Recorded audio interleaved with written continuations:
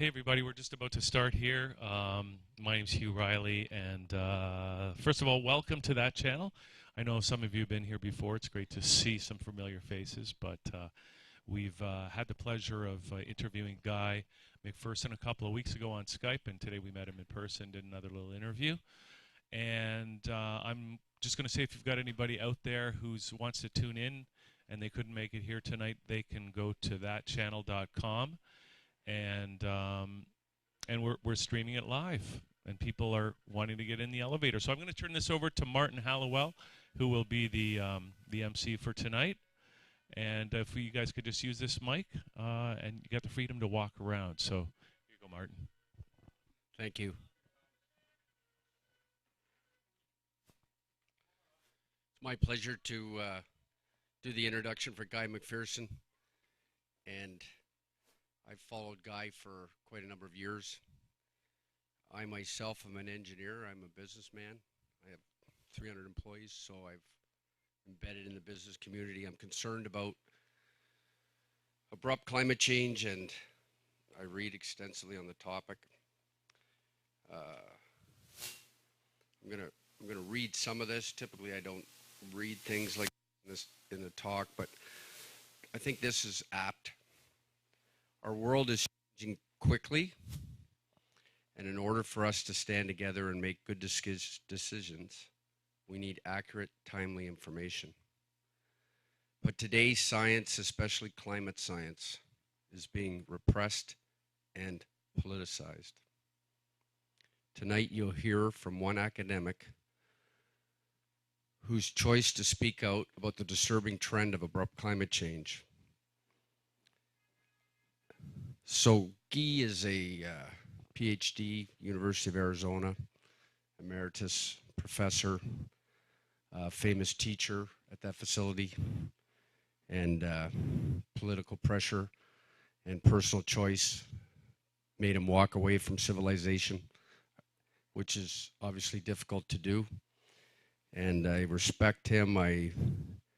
As I said, I followed him for a number of years. I believe he's a man of compassion, and he connects the dots.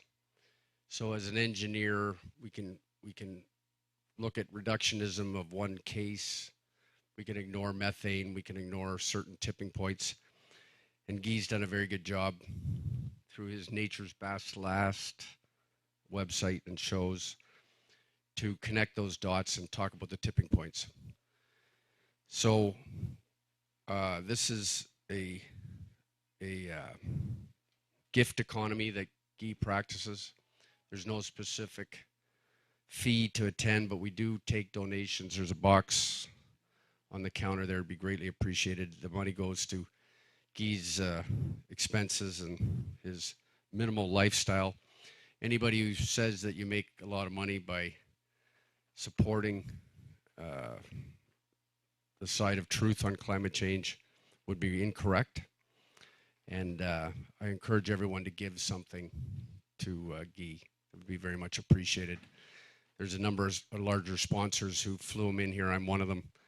And we're going to do a series of events in the next week. We're actually at McMaster and University of Waterloo. So we hope to get more technical people. My personal feelings, and everyone has their own personal feelings, but I hold on to 1% hope. So I think everyone has that choice to make, and certainly we should respect everyone's choices. I'm sure Guy will elaborate further. And without further ado, Guy, it's our pleasure to have you here. And please welcome Guy McPherson.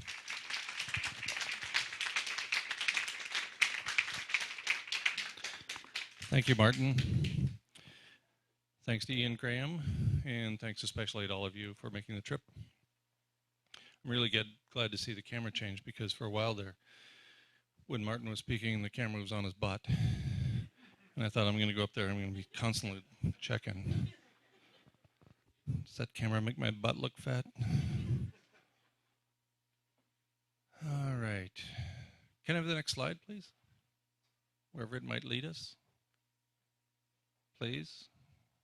There. No, I mean the next one, which isn't even the next one. It's like this the next one. There we go. All right. The question to which I'm going to respond today is, how does one live with a terminal diagnosis? We've all been given one at birth. You all know that you're going to die. We all know that birth is lethal. Yet we walk around acting as if everybody else is going to die, but it's going to have no influence on me. My response to this information is action.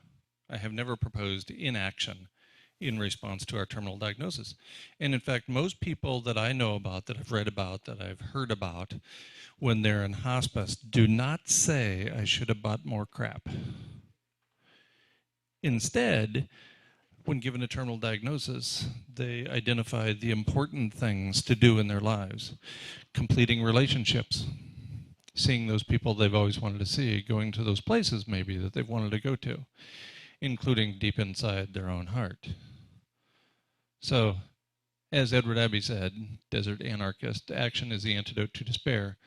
If you despair after receiving this information, you probably understood it correctly, and I encourage you to act. In fact, activists have great difficulty accepting this message. People who are lifelong activists have thrown their lives into making substantive change in the world. And so they think what I'm going to tell them is that it's all been for naught. And that's absolutely not the case. We might not be able to influence the future. We certainly can't influence the past, but we can live in the here and the now, and we can try to make the world a better place. And we cannot be too terribly attached to the outcome, because I've been trying for many years to make the world a place, and every year the world becomes a worse place, smartphones notwithstanding. For more than 20 years in the classroom, I pointed out to my students that no significant problem could be improved by adding more people to the planet. And all of my students went on to have children. And I'm not attached to that outcome, or it would have driven me insane. Or you can't be attached to the outcome. You have to do what you think is right. You have to do it well, and you can't be attached to the outcome. As the protagonist in the latest Mad Max Fury Road says, I can't believe I'm saying this in my out loud voice.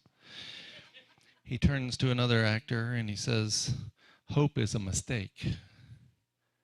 If you can't fix what's broken, it'll make you crazy. That hope and fear are our projections into the future. We hope it's going to be a good world. We fear it's going to be a bad world. Why?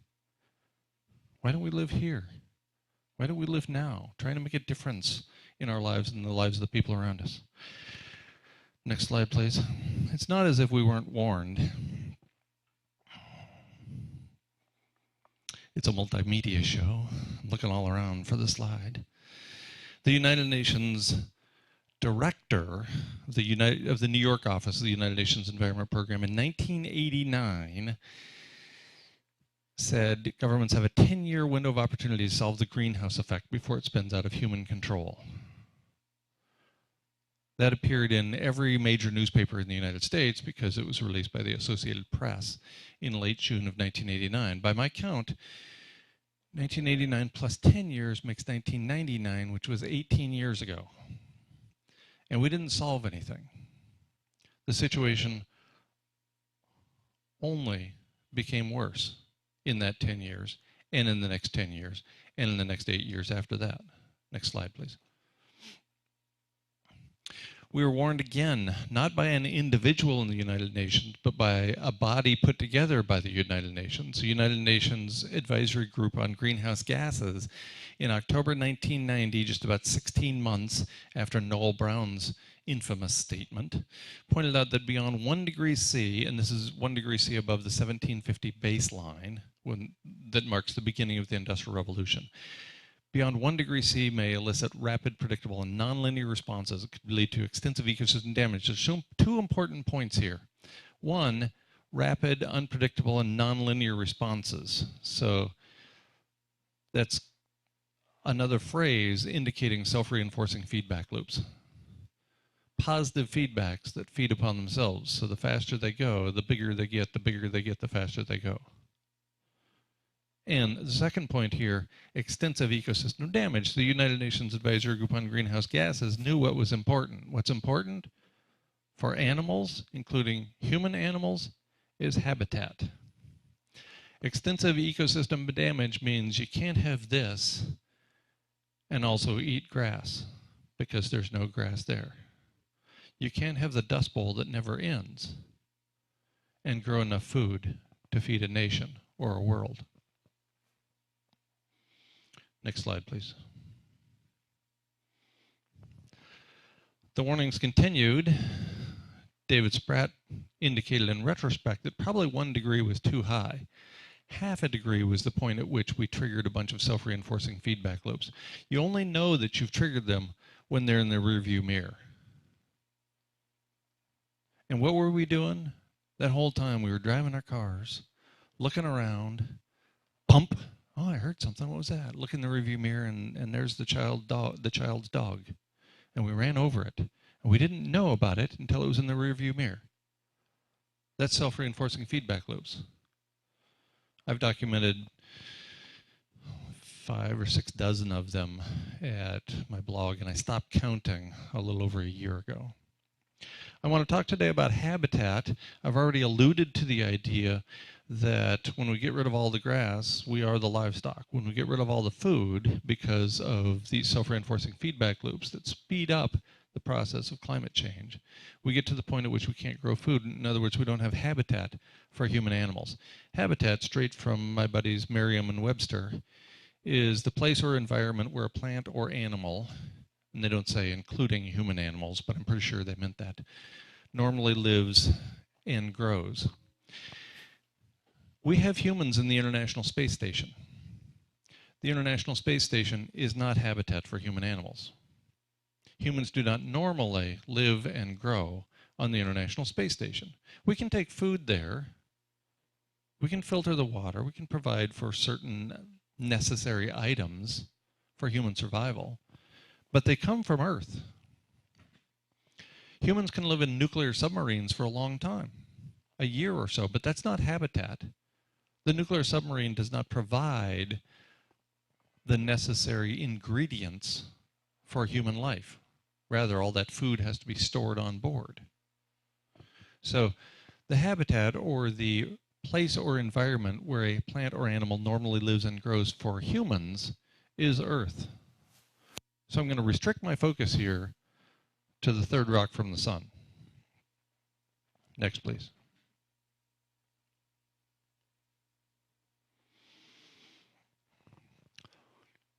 All of these large-scale assessments assume business as usual.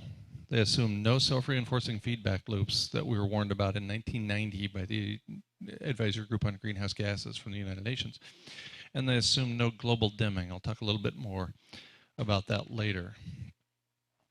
And we start with perhaps the best known scientific body on the planet when it comes to climate change, the Intergovernmental Panel on Climate Change, with their 4th assessment in late 2007, when they conclude we're headed for, by 2100, 2 to 4.5 degrees Celsius above the 1750 baseline, when the global average temperature of the planet was about 13.5 degrees C.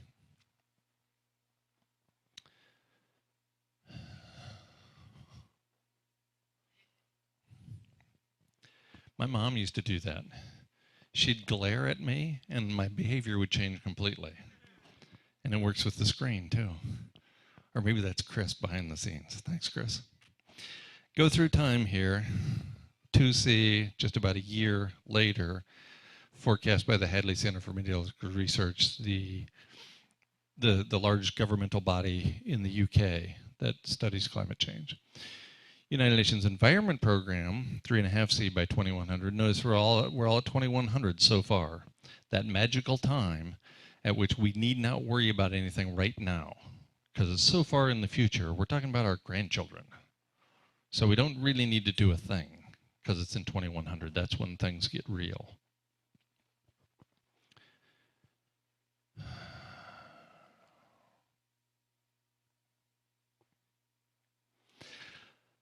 Hadley Center says 4C by 2060. Ooh, that's getting a little uncomfortable.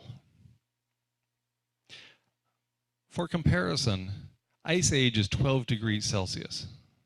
Civilization started popping up all over the planet, like trolls on YouTube, at 13.5 degrees Celsius. 1.5 degree difference made the difference between an ice age and the ability to grow grains at large scale. 1.5 degrees. So an additional 4 degrees C is a big, big deal. It's difficult for me to imagine humans surviving that just because our habitat would go away. And then we go up to 6 or 7 degrees by 2100, up to 5C by 2050, up to 6C by 2050. The hits keep coming. And very recently, as in a couple of days ago, BP and Shell indicate they're planning for catastrophic 5 degrees C warming above the 1750 baseline. So publicly, they support the Paris Agreement, whatever that means. But privately, they're planning, and I'm not sure how you plan for an event that I have a difficult time imagining there will be humans on the planet. How do we plan to make money if there's nobody to sell our gas to? Not sure about that. Reminded of my favorite line from that philosopher, Mike Tyson. You might have known him as a boxer, but now he's a public speaker and something of a philosopher. He goes around, and his famous line is, everybody has a plan until they get punched in the face. So I don't know what they're planning for, but I think at 5C there's going to be a big old punch in the face. Next slide, please. Our response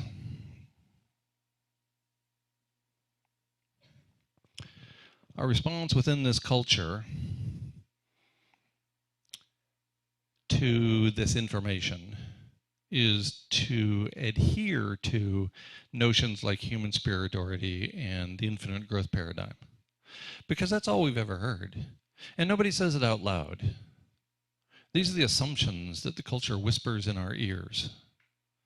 Right? Nobody goes around saying humans are superior. We just assume it away with the language. After all, what do we call non-human animals? That's right, we call them animals. We don't call humans animals. If we do, it's an insult. That guy's such an animal. Occasionally, somebody like a biologist will say there are humans and then there are non-human animals, sometimes called lesser animals or lower animals. No, that doesn't sound like human superiority, does it? The infinite growth paradigm, you think you didn't buy into that. We just assume we can have infinite growth on a finite planet because it's always worked so far. I mean, we got these. Every generation has more, has better than the previous generation. And we just assume that's going to happen forever. Now, forever is a long time, especially toward the end. So I'm not sure I'd be buying that. But every time you go to a bank, open a checking account or a savings account, does anybody ever tell you you're going to get negative interest rate or a negative discount rate? No. No, they tell you that in the future your money's going to be worth more if you put it in the bank because it's going to accumulate interest. You just bought into the infinite growth paradigm. More is better. Of course, we hear that all the time. That's how things are going to be for future generations. This civilization, like others, monetizes essentially everything. Everything we can manage to monetize, we do. When I was touring New Zealand this year about this time, of course we pay for the water that comes out the taps. It's absurd to think otherwise. Of course you have to pay your water bill. Of course you have to pay for food when you go to the grocery store. But until a few thousand years ago, for the first, say, 290,000 years of Homo sapiens on the planet, nobody paid for any of that. You went around, you picked up the food off the ground. You drank the water from the streams. I wouldn't recommend that today. It's bad for your health. When I was in New Zealand about this time last year, New Zealand Air was being sold for 85 cents a breath in Beijing, in steel cans. There's no way that pays. But we monetize everything, including the air we breathe. We monetize songbirds. We monetize all life on the planet because we treat all life on the planet as resources for us. There again, buying into the myth of human superiority. Hope is unimpeachably good. I hear all the time that I've given up hope. Yes. Yes, I have. Because hope is bad. Hope is our projection into the future. If you look at the definition of hope, it actually says wishing for an outcome over which one has no agency. It's wishful thinking. It's as bad as fear. The flip sides of the I don't know the future coin. This civilization, like others, is characterized by endemic racism, endemic misogyny, and endemic monetary disparity leading to poverty, forced upon some countries and places, but not others. Our response to all of this information, next slide please, is we go over the cliff, looking at our smartphones. I'm the third person in line there. It's not that I'm guilty like everybody else, right? I bought into the whole thing. I held out as long as I could before I got a flip phone. But then it's just this one-way road, right? This whole technological runaway train. Just because I refuse to buy a flip phone doesn't mean that flip phones don't exist. Doesn't mean that there aren't children making 4 cents a day working in a factory in China. I didn't stop any of that, whether I buy the phone or not. That's going on. So I suspect the point of no return was somewhere around harnessing fire.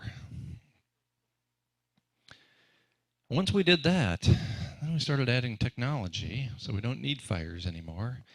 Then we invented language that allows us to communicate across the miles, and then we built nuclear power plants to boil water.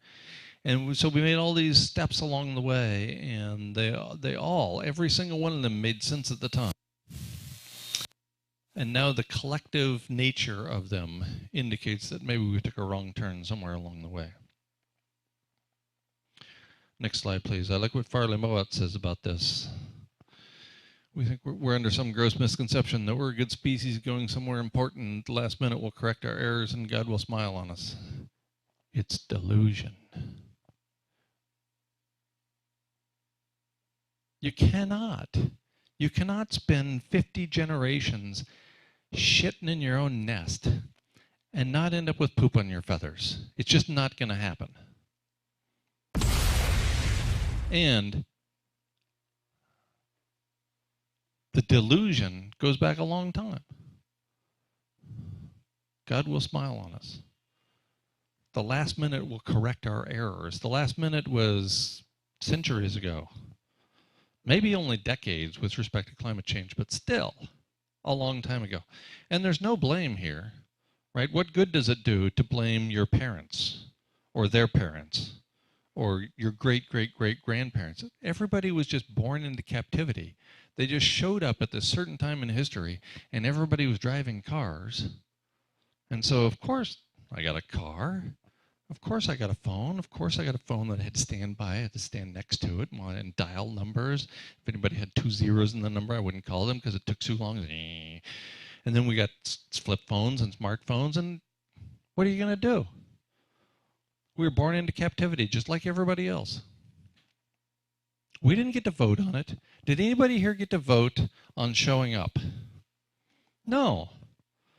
No, you're not some being flying through space thinking, where would I like to, I think February 29th, 1960, I'm going to be born on Earth. Yeah, I vote for that. No, we didn't get to decide that. And all of our predecessors bought into the infinite growth paradigm too. It all seemed like a good idea at the time.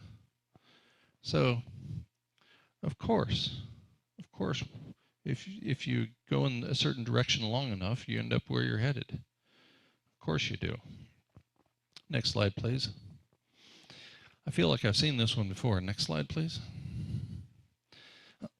So those are the lies my culture tells us. And these are the lies Michael Mann tells to anybody who will listen. Michael Mann is perhaps the best known working climate scientist in the world, distinguished professor of atmospheric science at Penn State University.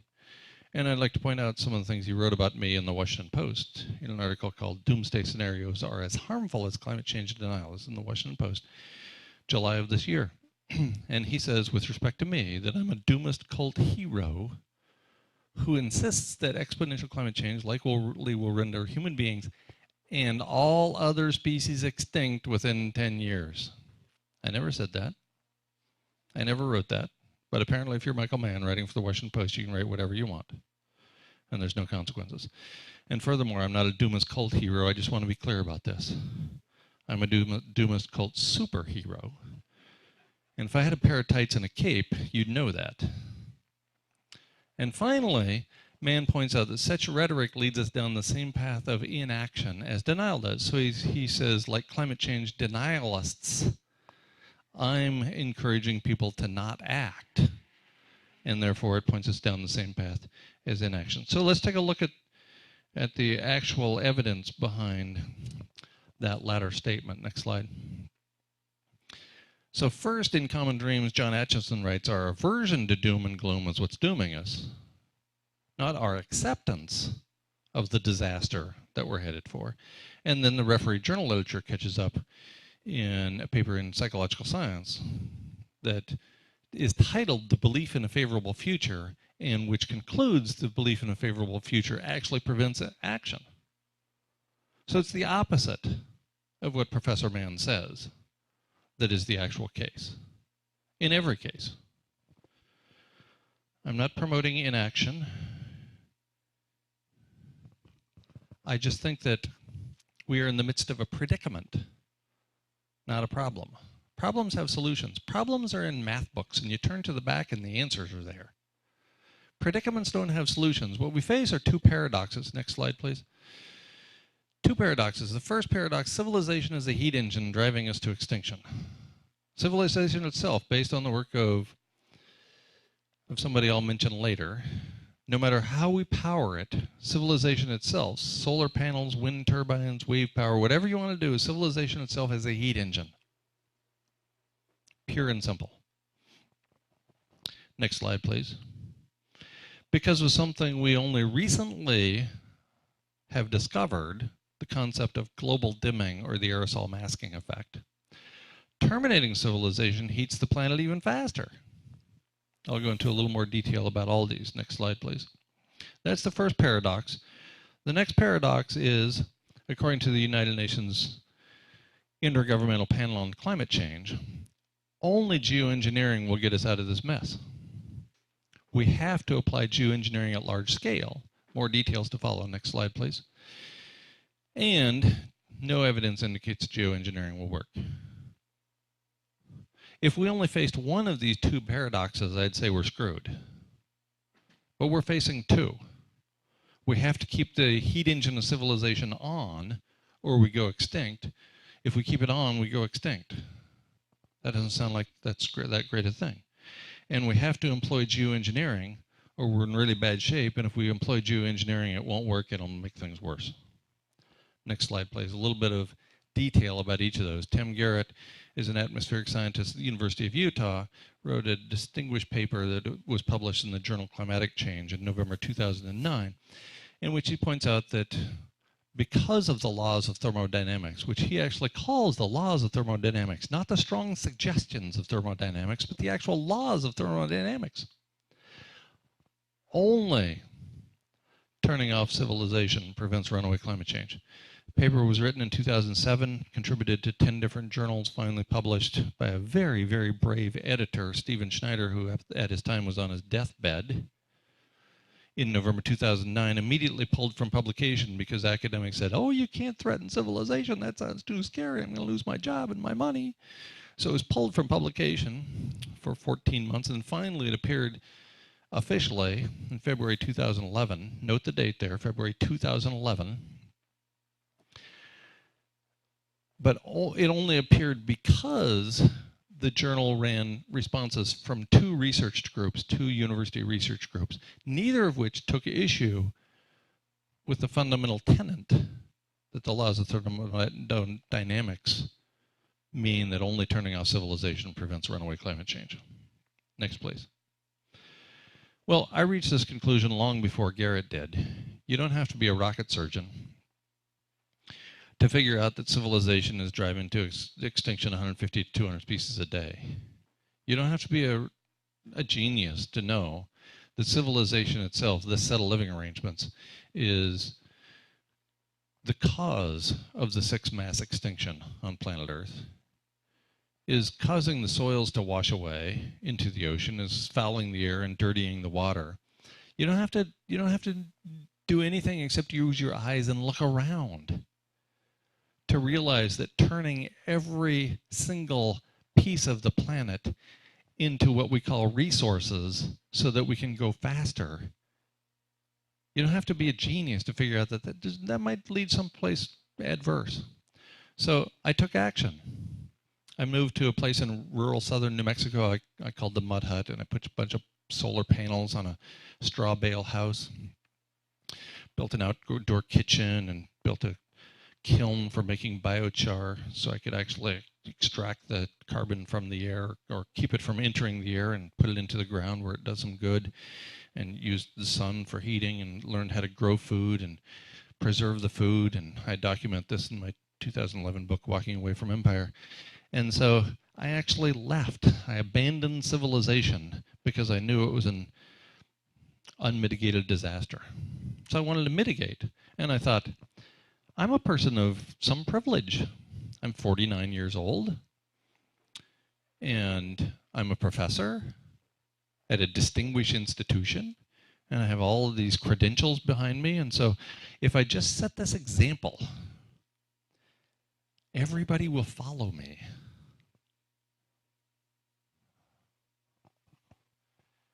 Who has the best joke about how stupid I am? I am the best joke about how stupid I am. Nobody followed. And we had already triggered self-reinforcing feedback. I started down this path in 2004 and finally made the break from university life in early 2009. Started developing this place in 2007. And we didn't know anything about global dimming. Now we do. Next slide, please. Now we know that global dimming, or the aerosol masking effect, puts an umbrella over the planet. We all know about the greenhouse effect, right? We put up these greenhouse gases like carbon dioxide and chlorofluorocarbons and ozone and water vapor and a list of a couple of dozen more. And those trap radiation, those trap the long wave radiation especially, and heat up the planet. So they act as something like a blanket. The sun comes in, it shines on the planet, it warms up the planet, and the blankets keep piling on every time we crank up the internal combustion engine. Every time we turn on a light switch, we're burning more coal and oil and putting greenhouse gases into the atmosphere that trap heat. Well, at the same time, we're putting up particulates into the atmosphere, most notably sulfates, associated with burning poor quality coal, not clean coal, the unclean coal that comprises most of the coal. So we put those particulates up in the air, and they serve as something of an umbrella. The first paper appears in December 2011. So remember, Garrett's paper was finally published in February 2011. We didn't know anything about global dimming in terms of the refereed journal literature at that point. First paper is by Hansen and colleagues, James Hansen. The next paper comes out in May 2013 and indicates up to about a 3C increase in temperature once we remove the umbrella, once we fold the umbrella associated with putting industrial particulates into the atmosphere. The planet will heat up catastrophically up to about 3 degrees C in a matter of weeks. Very, very short period of time. This is mostly sulfates associated with the sulfur in the coal that we burn in poor quality coal. So here's the first paradox. We can keep putting greenhouse gases into the atmosphere and building onto the blankets, stacking on the blankets when it's already a hot summer day, or we can remove them and the planet heats up catastrophically quickly. So that's the paradox. Damned if you do, damned if you don't. Next slide, please. So we're currently somewhere between 1.6 and 1.8 degrees Celsius above the 1750 baseline, depending upon which large governmental body is presenting the evidence. But it's at least 1.5, 1.6 degrees above the 1750 baseline. The Guardian, in a paper by Oliver Tickell, published in August of 2008, by headline says, on a planet 4C hotter, all we can prepare for is extinction. And again, this is 4C above the 1750 baseline. So at about 1750 baseline, according to about 17.5 degrees global average temperature, 4C above the 1750 baseline, all we can prepare for is extinction. I think that is an incredibly conservative conclusion. And I'll talk a little bit more about that shortly. Next slide, please. Collapse of civilization causes the temperature to rise even faster than it otherwise would have. So this takes us to 4.5 degrees C above baseline in a matter of weeks. Already at a very slow, gradual increase in global average temperature, thousands of species, including vertebrates, lag behind in their ability to adapt. That's with slow climate change. We're at the leading edge of abrupt climate change right now. So when could that crash come? Tom Hartman predicted that it would happen in 2016 with his book, The Crash of 2016. I don't think he was wrong. I think he was ahead of his time, like he is on so many matters. Civilization cannot be maintained forever. This set of living arrangements, like every civilization before it, is going to fall. The only question is over what span of time. Will it take a 2008, 2009 style stock market crash on steroids? Maybe. It could happen in a matter of weeks, days, months. Nobody knows. Next slide, please. Let's take a look at the other paradox. That according to the Intergovernmental Panel on Climate Change and their vaunted fifth assessment, officially released in 2014, but heavily leaked late in the previous year, global warming is irreversible without massive geoengineering of the atmosphere's chemistry. And so we've passed the point of no return, they say. We need to geoengineer. We need to do something to cool the planet. Next slide. Truth Out comes out first, shortly thereafter, and says the Intergovernmental Report leaves hopes hanging on fantasy technology because we don't know how to geoengineer the planet beyond doing it the wrong way, which we've been doing for a long time. We know how to do that. Every time we turn on the engine, every internal combustion engine, that geoengineers the planet. Every time we put a spade in the ground and turn over the shovel, it releases a little carbon dioxide and a little methane. We know how to make it go one way. We don't know how to make it go the other way. Next. Further indicating that geoengineering is not a viable response is the U.S. National Academy of Sciences, in a report published 2.5 years ago, and a European body of similar stature, concluding that that's not going to work. So we have to geoengineer, but geoengineering will not work. Whoopsie. Next slide, please.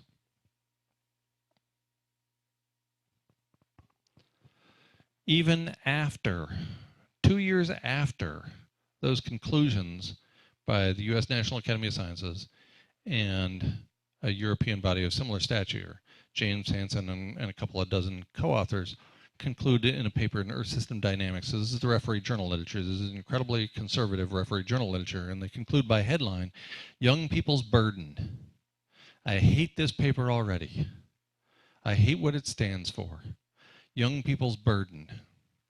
Requirement of negative CO2 emissions. We need to unburn the fossil fuels. Wait, what did he just say? We need to unburn the fossil fuels. We need to capture carbon at such large scale and turn it back into fossil fuels and stick them back in the ground. That's fantasy technology. To put that on young people, to say this is the young people's burden, you have a requirement to fix the mess we made? What hubris. Have we no integrity as an entire generation? We completely fucked the planet. Fix it. Fix it, you millennials. You're not doing anything otherwise. Just go fix it. Unburn those fossil fuels for us. We had a great ride. Thanks for that. Now fix it. It's insane. Next slide, please. As if two paradoxes aren't enough, we're in the midst of the sixth mass extinction on planet Earth. The paper that points this out, authored, of course, by conservation biologists who understand speciation, extinction, and habitat, concludes by headline that the accelerated modern human-induced species losses are already underway. This is more than 2 years ago. We are entering the sixth mass extinction. The lead author, Gerardo Ceballos, in an interview that accompanied release of that paper, says life would take many millions of years to recover, and our species itself would likely disappear early on. Of course, Gerardo understands that we are incredibly dependent upon thousands of other species. We cannot drive all those species to extinction and get out of here alive. Conservation biologists know this. They know about the intricate web that links us together with the living planet. Next slide. Then, 2 years later, earlier this summer, in a title in one of the most prestigious journals in all of the referee journal literature, the Proceedings of the National Academy of Sciences, or as graduate students like to call it, PNAS, PNAS. The headline, the title of the paper is Biological Annihilation. This is an unbelievably conservative journal. This is an outlet that doesn't take terms like biological annihilations at a whim. This is not a cartoon book. Biological Annihilation. It's not a movie title. Biological annihilation via the ongoing sixth mass extinction signaled by vertebrate population losses and declines. I'm not going to get into the details here. The abstract includes the line, this biological annihilation underlines the seriousness for humanity of Earth's ongoing sixth mass extinction. In the final sentence of the paper, a few pages later, all signs point to ever more powerful assaults on biodiversity, painting a dismal picture of the future of life, including human life. Even if we didn't have those two predicaments, the damned if you do and damned if you don't from thermodynamics and global dimming, even if we didn't have all that going on, we're in the midst of the sixth mass extinction on planet Earth.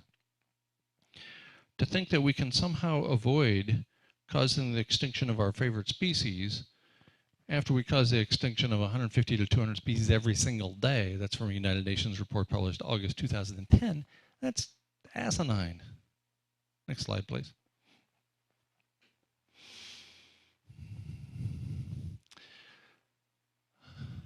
I held back on the important stuff till midway through.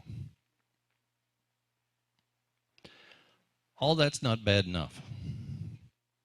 There's a paper, again, in the incredibly conservative referee journal literature, co-authored by 4 authors, 3 of them with the United States Naval Postgraduate College, so a fairly conservative institution, publishing an annual review paper in Earth and Planetary Sciences 2012 titled The Future of Arctic Ice.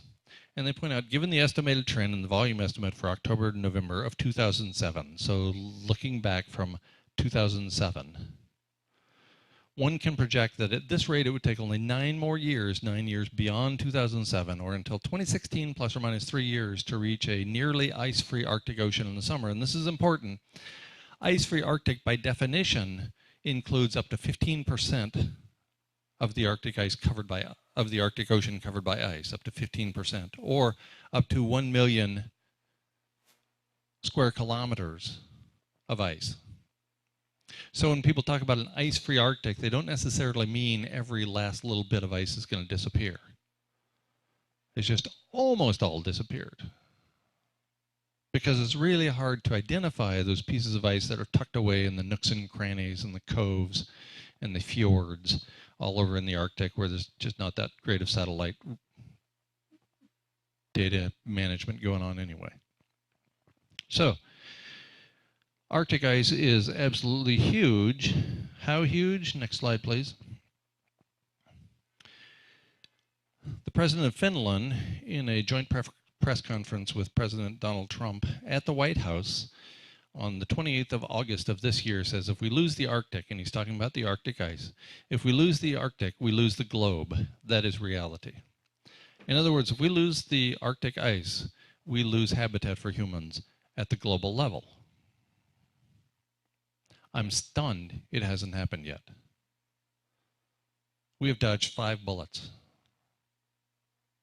Right now, the volume of ice in the Arctic is lower than it's ever been at this date. Do we get through next year? Do we get through 2016 plus or minus 3 years, taking us till 2019? Maybe.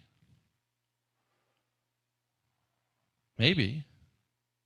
There's a lot of inexplicable variation in complex systems, like how much ice is in the Arctic this year. Do we avoid it through 2020? It would very, very, very much surprise me. But I was stunned we got through this year.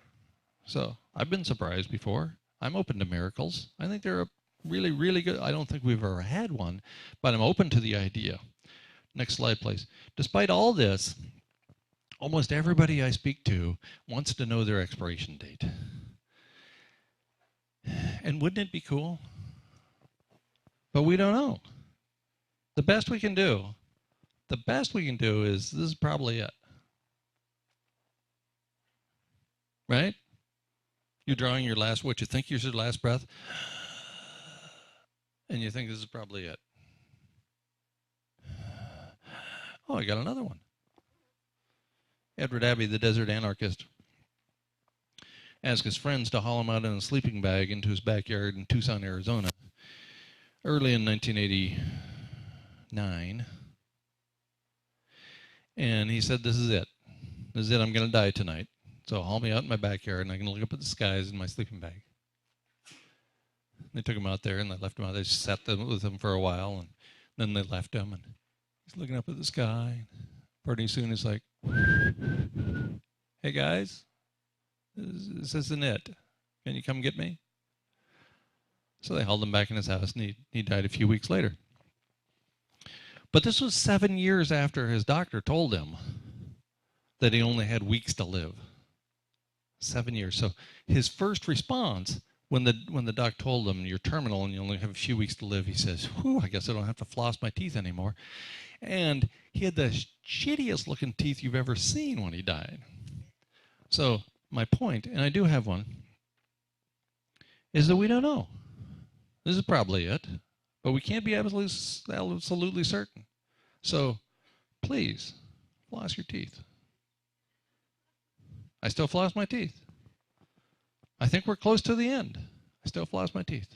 You don't know. Next slide, please.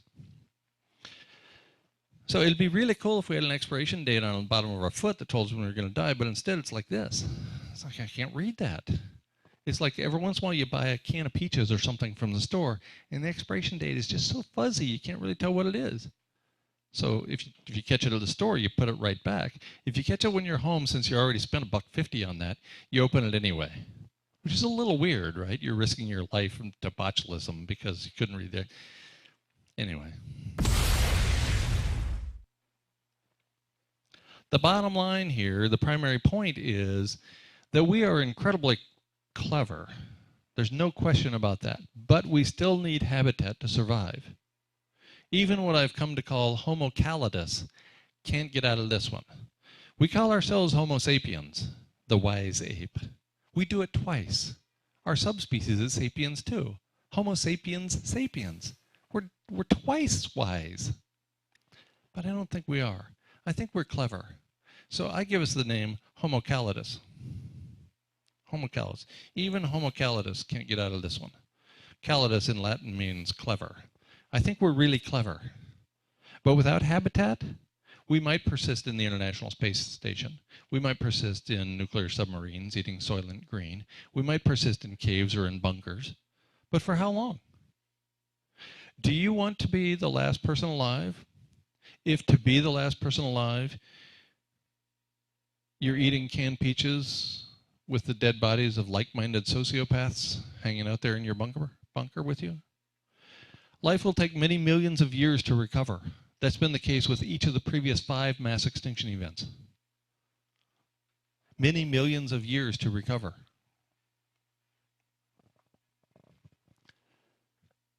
You might have bought into the infinite growth paradigm, but you're still not going to live millions of years. We're not going to see the development of complex life on Earth into a verdant green planet again after the 6th mass extinction is complete. Okay, next slide, please. So again, habitat is important. This is what the planet looks like in terms of global average temperature over the last 2 billion years, billion with a B, 1,000 million. We've had humans on the planet for this long, 300,000 years, and we've had humans on the planet, according to James Hansen in a legal brief filed a couple of years ago, up to 2 degrees Celsius above the 1750 baseline. He has subsequently said that that was probably a little high, but let's go with it. So we've had habitat for humans, which means we've had our species on the planet, at about 2°C above baseline. We're right here today, where the blue arrow is pointing. We came out of the Ice Age, Earth came out of the Ice Age, and temperatures plateaued at 1.5 degrees above the Ice Age, above Ice Age, and maintained that plateau for a couple of thousand years, and then civilization started popping up. For the first time in 300,000 years of our species, conditions were right. It was a little warmer than an ice age, and the temperature stabilized for an extended period of time. That allowed us to grow grains and subsequently store and distribute those grains at large scale. Bam, the necessary ingredients for civilizations to form. Next slide, please. The Guardian concludes via headline, on a planet 4°C hotter, 4°C above the 1750 baseline, all we can prepare for is extinction. That'd be right there.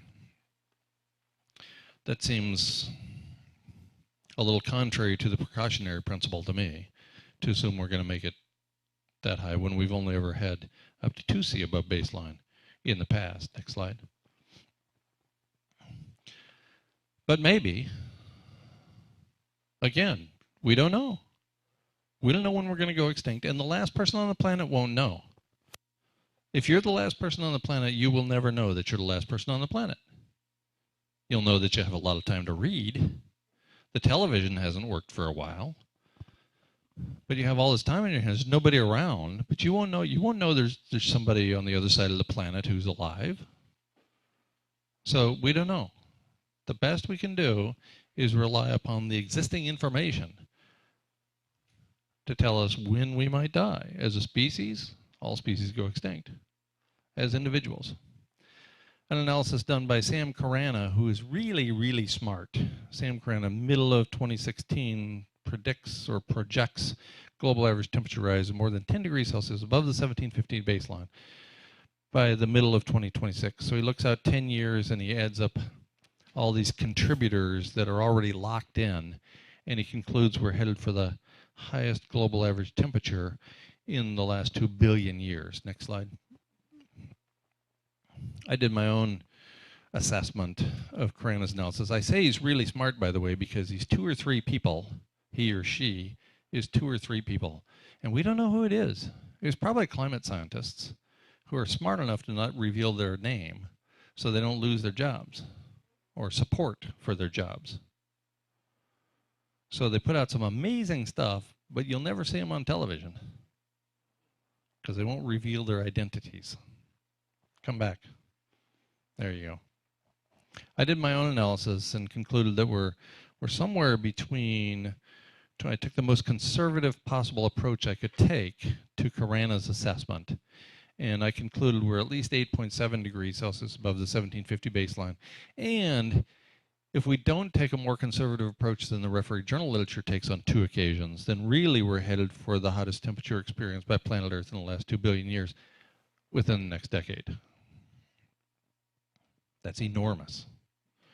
Far faster than the Great Dying.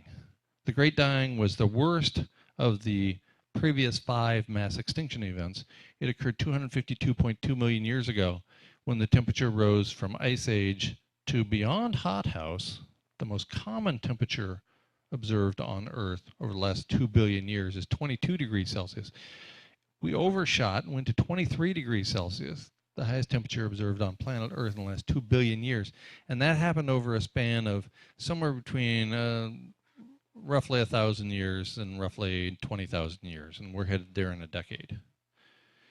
This was the worst of the mass extinction events. More than 90% of the species on the planet went extinct. Essentially, all complex life disappeared, and it took many millions of years for there to be complex life again. It was microbes. It was bacteria. It was fungi. It's a small world, after all. Next. And I can go into details on the data for that, or you can go to my blog and figure out exactly where I reached that point. But I'm not suggesting that that it's going to take that long for us to reach that kind of temperature. Sam Kranick comes out later, and instead of just adding up the contributors, instead of adding up the 10-year lag in maximum heating associated with carbon dioxide emissions, we'll add that. And then we'll add up the water vapor effect, which is nearly instantaneous. And then we'll add on the methane release, taking a very conservative approach, and so on. And we get to a really high number in 10 years. If instead we take an exponential approach, as Carana did earlier this year, we get there in 4 years.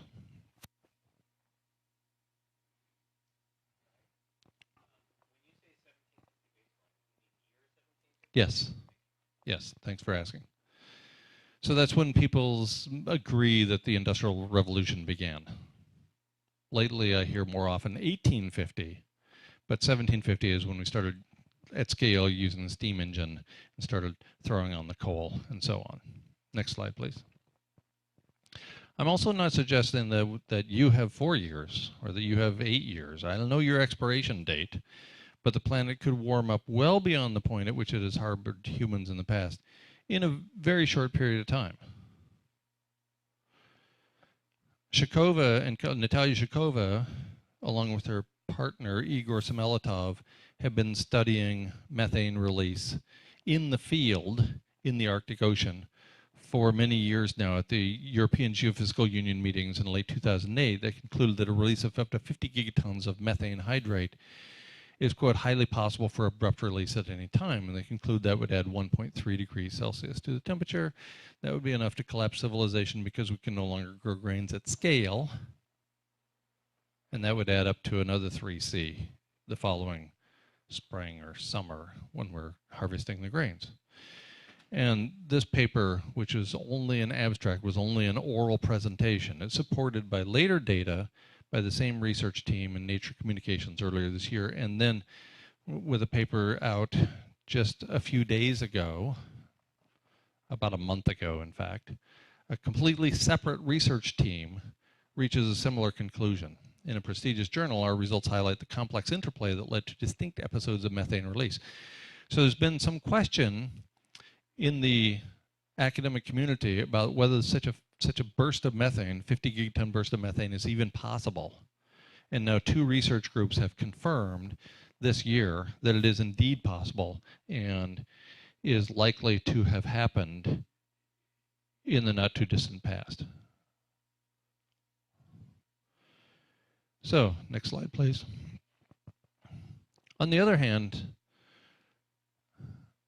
so it could be that we have an ice-free Arctic, and that leads to that explosion of methane that causes the whole system, the whole house of cards to come down, and we're at 6C in a very short period of time. After all, that's highly possible for abrupt release at any time. Or it could be that we reach at least 4.5C above baseline with collapse of civilization. You know, every civilization is 9 meals away from being done.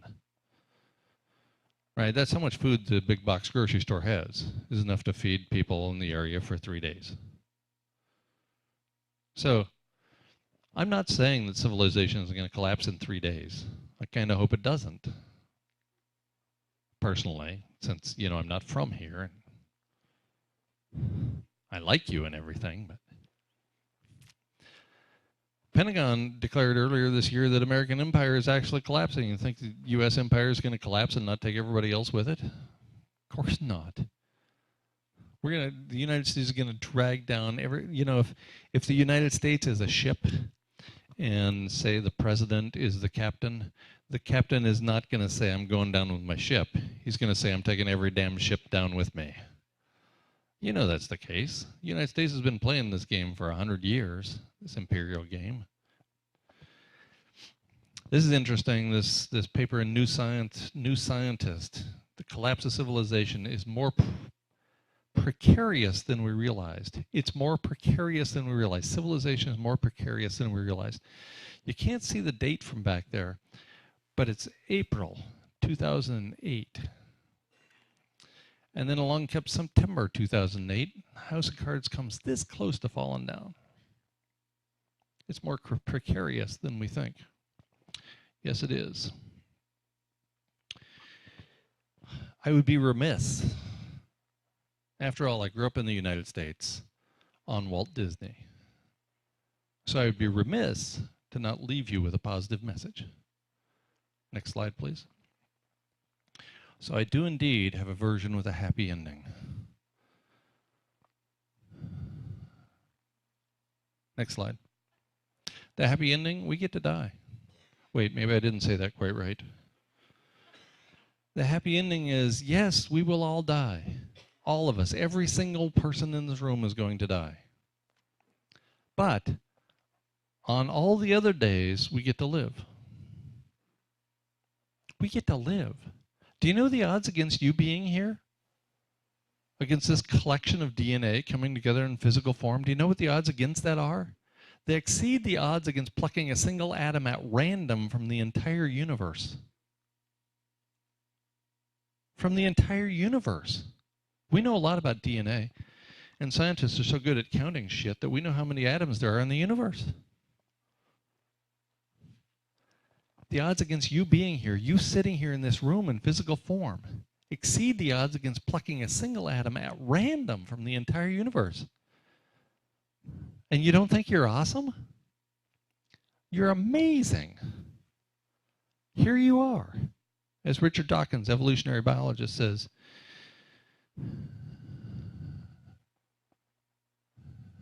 in the face of these stupefying odds, it is you and I that are privileged to be here, privileged with eyes to see where we are and brains to wonder why. Here we are. Next slide, please. People say, first of all, everybody wants to know their expiration date. I guarantee somebody's going to come up afterwards and ask me in some form when they're going to die. And I don't know. I wish I knew. I wish I had my death certificate. Everybody gets their birth certificate. I want to know what minute I'm going to die. That's the important one. I was born at 4:28 a.m. I've been a real inconvenience to my parents my entire life, apparently. Starting at 4:28 a.m. on February 29th. That would be Pacific time, by the way, in Wallace, Idaho, 1960. But I don't know when I'm going to die. That would be so convenient if I knew that. Because I got some things I want to say to people. Not all of them are nice, but they're mean people and they might beat me up. But if I'm going to die 12 seconds later anyway, what do I care? No, but seriously, it'd be nice to know. In the absence of knowing, I suggest various pieces of advice. I used to not do this, by the way, and people would get really mad at me. I used to be the consummate academic left-brain rationalist who would tell people that they were going to die, and then, like the completely heartless medical doctor with bad bedside manner, I would do the equivalent of look at my clipboard, never make eye contact with a patient, tell them they're going to die, and say, you got 6 weeks to live, be sure to pay the receptionist on the way out the door, and I got a golf game later. I would just present the facts. And then people told me, you can't be that much of an asshole. You can't. You can't do that anymore. You must look them in the eye and tell them they're going to die. Maybe that wasn't the exact advice. I don't remember some of the details. It's been a long time. So, I have a few pieces of advice. You don't need to take them. It doesn't bother me. For 21 years, my students never took my advice about not having children. I'm not attached to the outcome here. I suggest that even when we're dying, we remain calm. We recognize that nothing is under our control. Nothing is under our control, really. I mean, really little things. Like you could ruin somebody's day. It's hard to make somebody's day better, right? You can tell them, nice suit. I like the way you look today. You're very handsome. And they're like, yeah, and I sort of shrug that off. That gets a little weird. But if I said, Jesus, you're wearing that in public? You know, and if I did that every day to this guy, it'd ruin his day. Pretty soon he'd avoid me.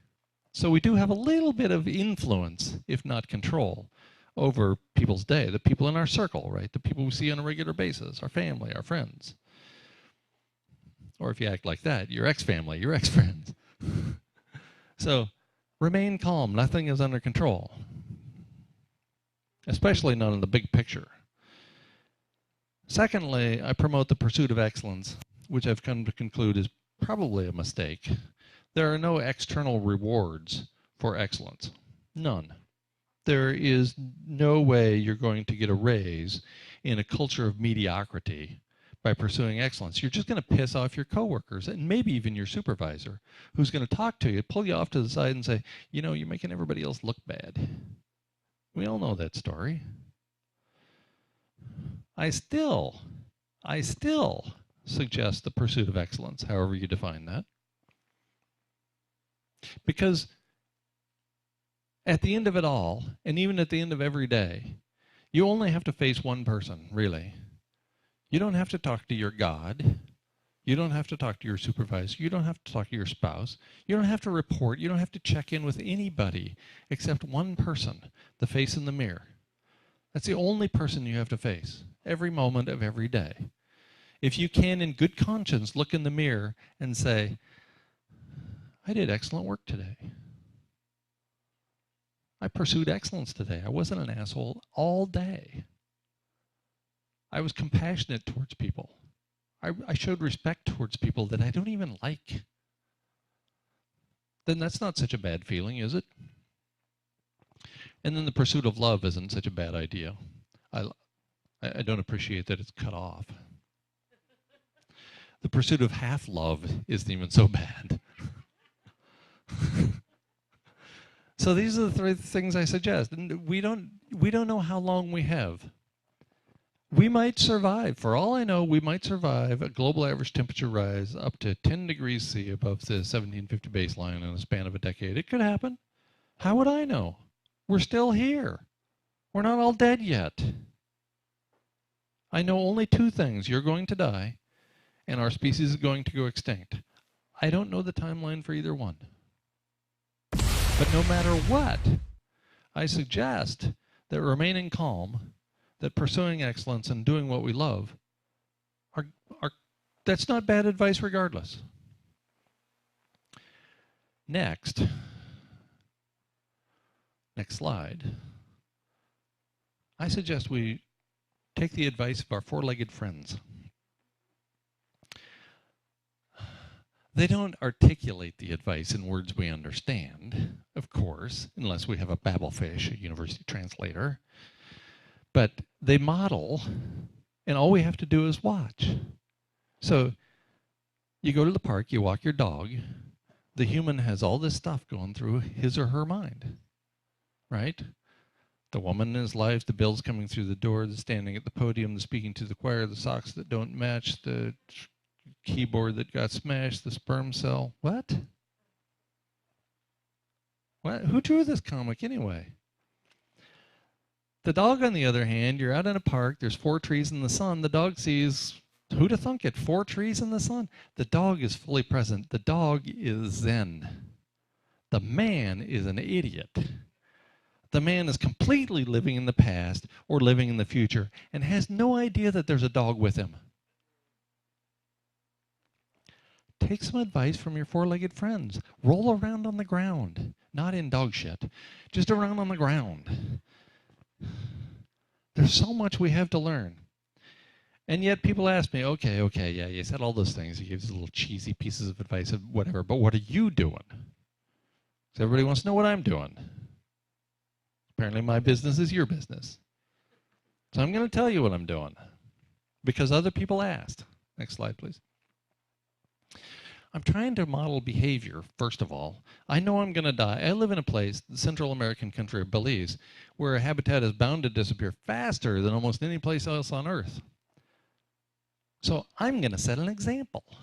Again, I'm going to set an example. I'm going to die first because of abrupt climate change. You know, it's really weird. There's a guy named Gary Null, and he founded the Progressive Radio Network, and he puts out books and videos, many every year. He's a machine. He's in his early to mid-70s, and he just keeps cranking this stuff out. And his degree, his specialty is in nutrition, and that, of course, connects to everything else on the planet. So he's become an authority on almost everything. And because his degree is in nutrition, and because he models how to eat well, and he gives workshops on how to eat well, he can't die. Ever. If he ever dies, he'll be like Yule Gibbons. You remember Yule Gibbons? Ever eat a pine tree? Many parts are edible. Well, then he died when he was young. Or Jim Fixx, the marathon runner, he died young. So don't run marathons and don't eat pine trees. That's a lesson. Gary Null can never die. Never. Because he's a nutrition guy. And then if he dies, people say, see, he died anyway. I'm gonna go back to bacon. I, on the other hand, the instant I die, I'm setting an example. He did it. He died from abrupt climate change. He was right after all. I'll do anything to be right. I'm trying to pursue excellence in what I do. I'm trying to do what I love, living in a place I love, the Belizean jungle. I'm trying to be fully present. I'm trying to act like my dog did. I talk about the unthinkable. Yeah, my dog died too. It's quite a lesson. Everybody goes. People come to visit.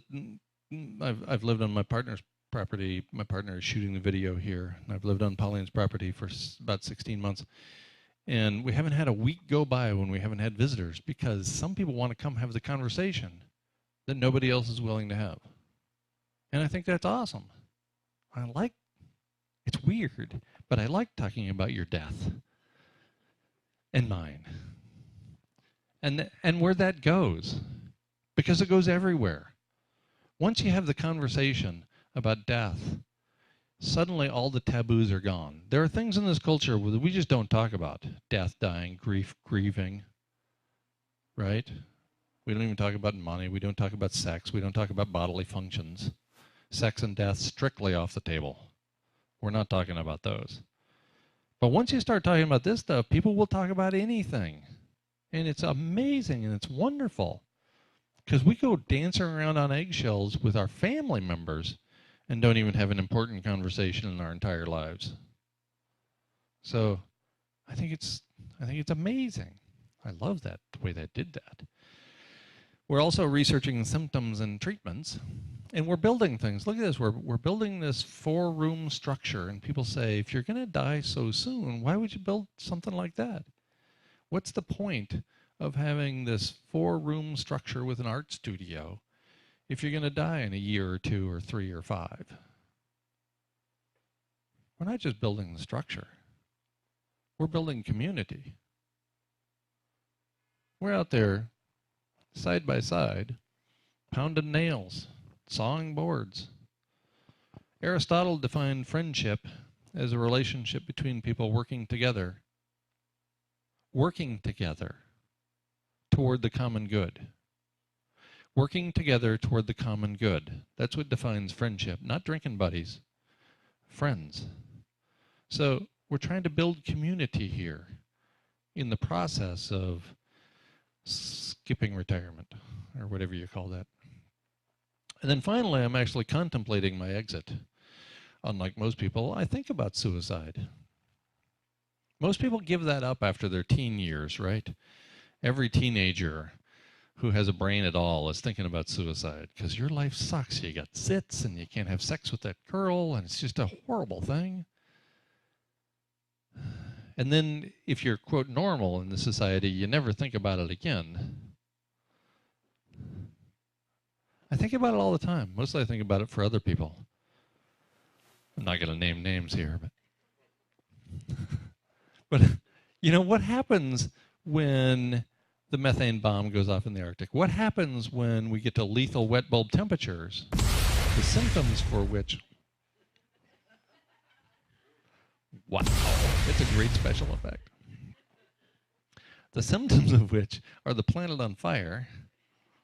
Symptoms of trees, lethal wet bulb temperature, 37 degrees Celsius, 100% relative humidity. You can't survive in that above ground, even if you get a fan blowing on you. Your organs boil in your skin. And the symptoms of that, and higher temperatures means lower humidity, and you're still at lethal wet bulb temperatures. Well, it gets up above 100 degrees Fahrenheit all the time in Belize, where I live, and very humid. So it gets much more humid, or much hotter, much more hotter, as the locals say. then there's going to be people dropping all over the place. And already we've observed behavior of people acting erratically. And that's one of the symptoms of lethal wet bulb temperatures. People act like they're drunk. So I might not be able to prevent it in the end. For now I can. We can say, why don't you take the rest of the day off? Go hang out in the shade, maybe sit in the saltwater pool for a while. Just cool your jets. Nobody dies on my watch. That's one of the rules I have there. But eventually, almost certainly, somebody's going to exhibit symptoms that cannot be overcome as a result of lethal wet bulb temperatures. I'd rather know. I'd rather know why this guy who's not drinking is acting drunk. I'd like to know why they're exhibiting symptoms consistent with lethal wet bulb temperatures, even if I can't do anything about it. Because even if I don't have any therapies to try, I still will be able to know what's going on with this person and realize that they are not going crazy, that they're not drunk, that they're exhibiting these symptoms, and it might kill them and it might kill me. But I'm still going to remain calm. That's not under my control. And I think it'll be hard-pressed to go to an emergency room and find medical doctors who are running around screaming and acting erratically. In the midst of a dire situation where somebody is literally dying in their hands, they are remaining calm. I want to be that medical doctor. I want to be that surgeon who internally, of course, I'm freaking out. My friends are dying in front of me. But I'm not going to display that, because that would not improve anything.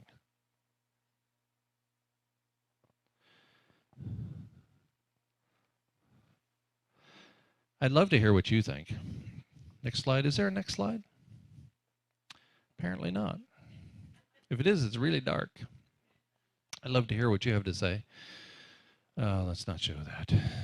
Let's just go back up one. The other up. Thank you for listening. I'll gladly take your questions and comments. Yeah.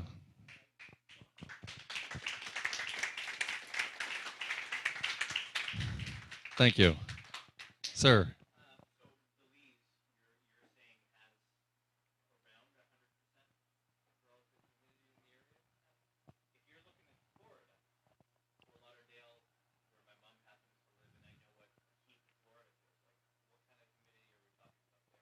Nearly 100%.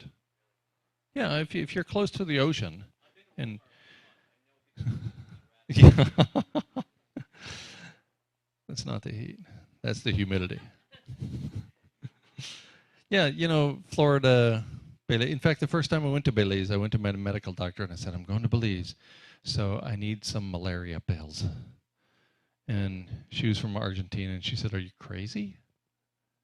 Have you ever been to Florida? I said, yeah, I've been to Florida. She said, did you take pills? No. She says, do you think everybody who lives in Belize is taking pills all the time? Well, no, probably not. She says, you don't need those. If you're really worried about it, drink some, what? Tonic water. Drink tonic water, because that's the same thing. But I took the pills anyway. But now that I live there, of course, I don't take pills to ward off malaria. But I still floss my teeth. It's really kind of a weird paradox. So, yeah, you know, places that are close to the equator are going to lose habitat fastest. And I used to think that the northern hemisphere, especially Central America, would be years, many years ahead of, say, Tasmania, Australia's southern island state, or New Zealand, or places like that.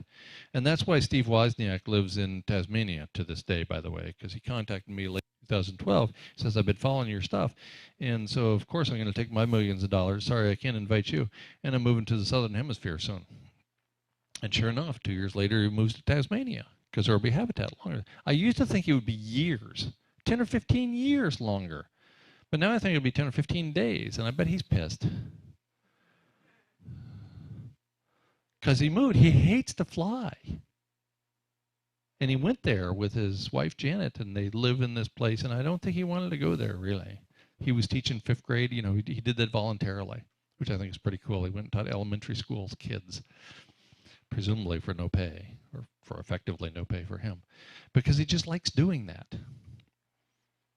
So I used to think there would be a big difference. Now that we're in the midst of abrupt climate change and the evidence is accumulated, I don't think it makes a big difference where you are, that at some point in the not too distant future, we're all going to die, and the last person alive will be in a bunker with cans of peaches, and I don't want to live like that. And I don't judge people who do want to live like that. I have a root cellar at my place in New Mexico that has more than a ton each of rice, beans, spaghetti, wheat, and honey, because we all know that tea is just carrier for honey. And it's all still there. Just when places for sale. Anybody want to see me afterwards? Yeah.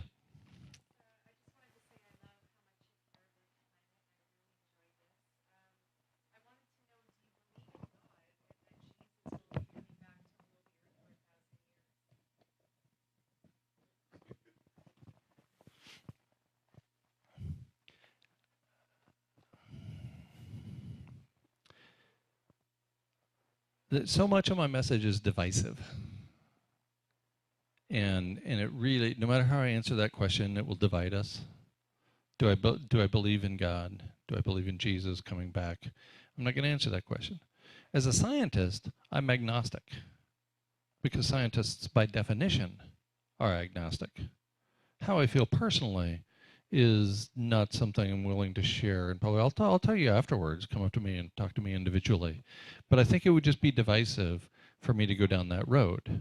Right? That's like asking me, are you really as racist as I've heard? I'm not sure how to answer that. Right? So that's just one of those points of division. Sorry. So I'm agnostic scientifically because scientifically there are some questions that we cannot answer. And that's one of them. So I won't.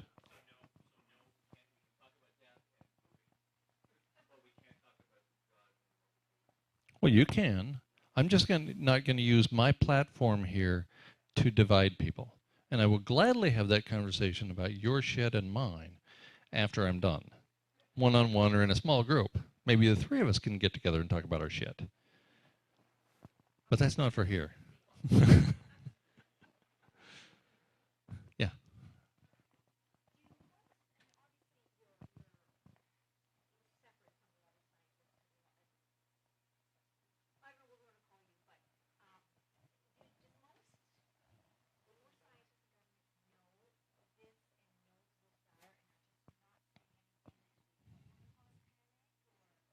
I was on an email chain involving Tom Hartman and Michael Mann a few years ago. And it became obvious that Michael Mann has read my 32,000 word climate change summary and update. So he knows the science that I know.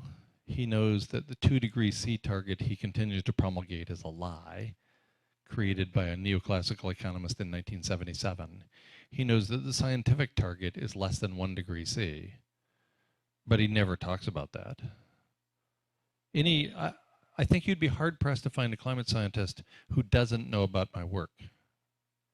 You know, if you go to YouTube, at least in the quote first world, in the United States and Canada, if you go to YouTube and type in abrupt climate change or even climate change, I'll bet one of those videos on the side there that's recommended for viewing is me, and has been for the last 5 years. So it's hard for those people to avoid knowing me, but they would never admit knowing me. Right, so I've had many, many people interview me and then interview other people, more mainstream climate scientists. And as an aside here, climate scientists almost uniformly have degrees in astronomy and physics.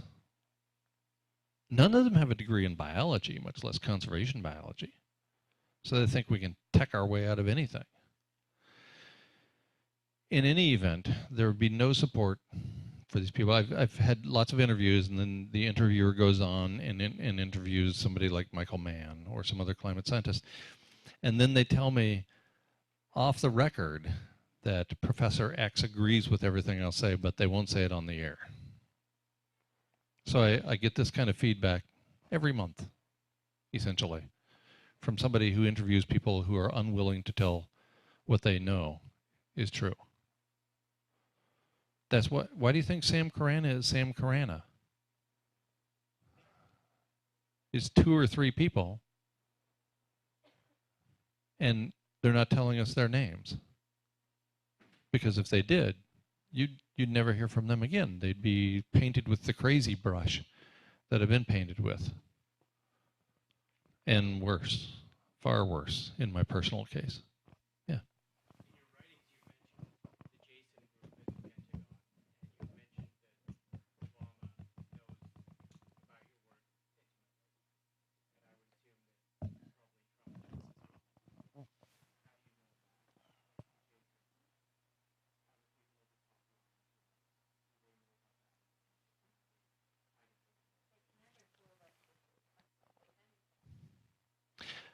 What she said.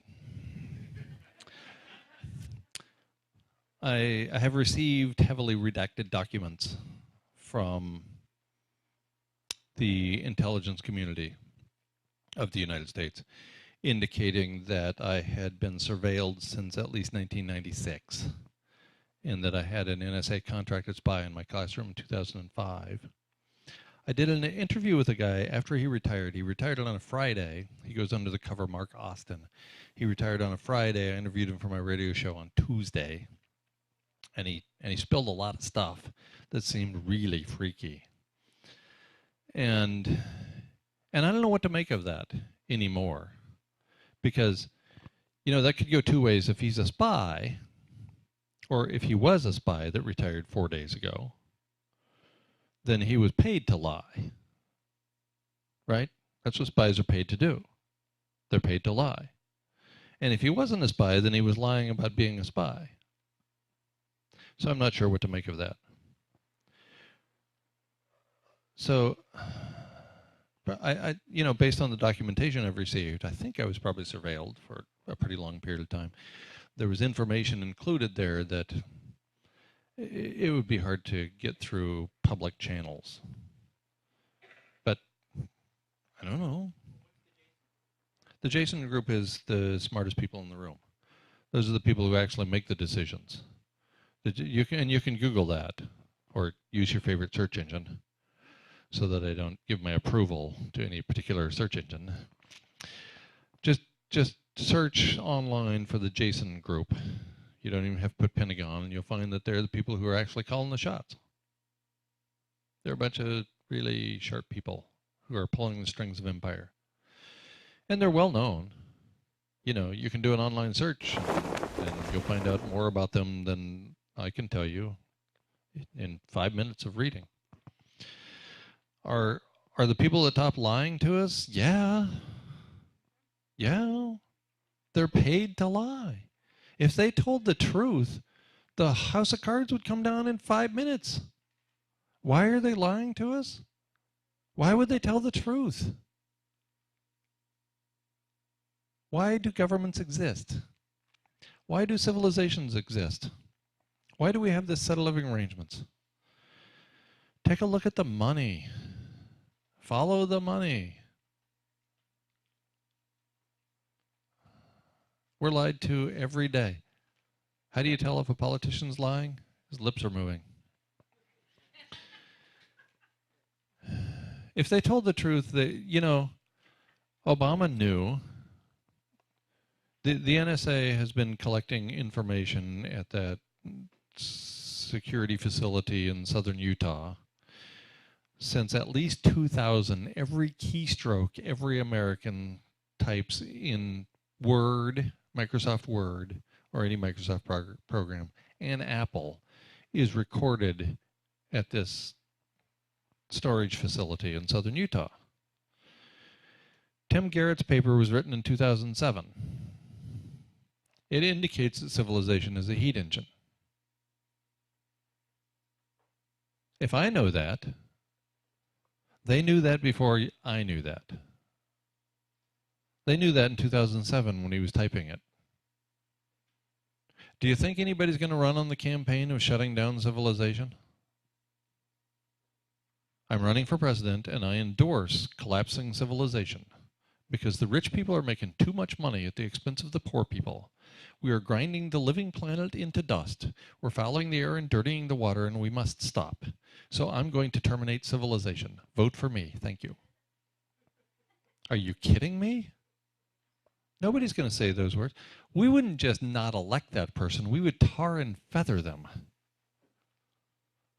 There isn't 1% of the people in the United States and Canada combined who want to terminate civilization. Because it's awesome. Are you kidding me? We get smartphones. We get to drive around. We get to fly in airplanes. We get all these privileges. And all it costs is brown people dying and grinding the living planet into dust, fouling the air and dirtying water, all those other inconveniences. But Jesus, we get smartphones? Are you kidding? We'll trade genocide for that. We always have. I know that. You know that. You knew that before you came here tonight. Everybody knows that who's paying even the slightest bit of attention. You think the politicians don't know that? I think they probably do. There are things we won't ask them to do. There's a great movie called 3 Days of the Condor, came out in 1973. Watch the final scene. Just go to YouTube and type in 3 Days of the Condor, final scene. We're there. We're there today.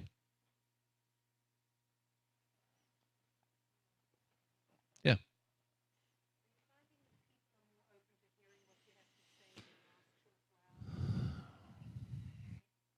So the question is, are people accepting my message more recently because they're feeling an internal panic?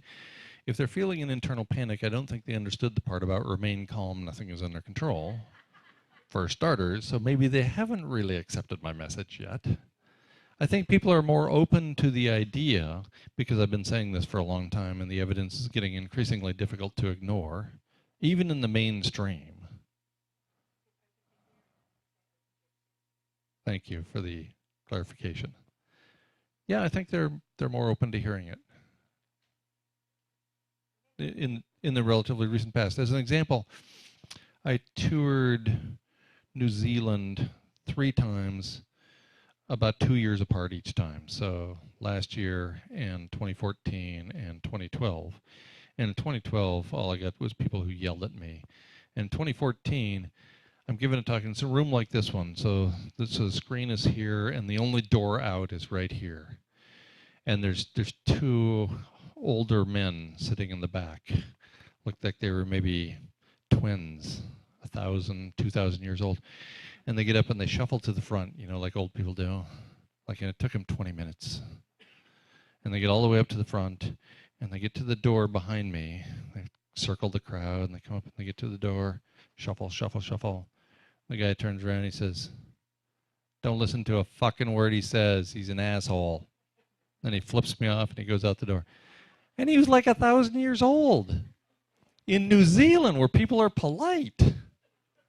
And nobody did that in 2016, so I think everybody's just, hearing it nicely. It's an anecdote, I know.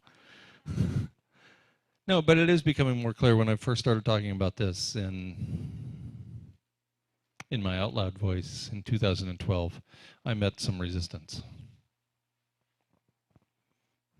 Like, I'm surprised I haven't been killed yet. Yeah.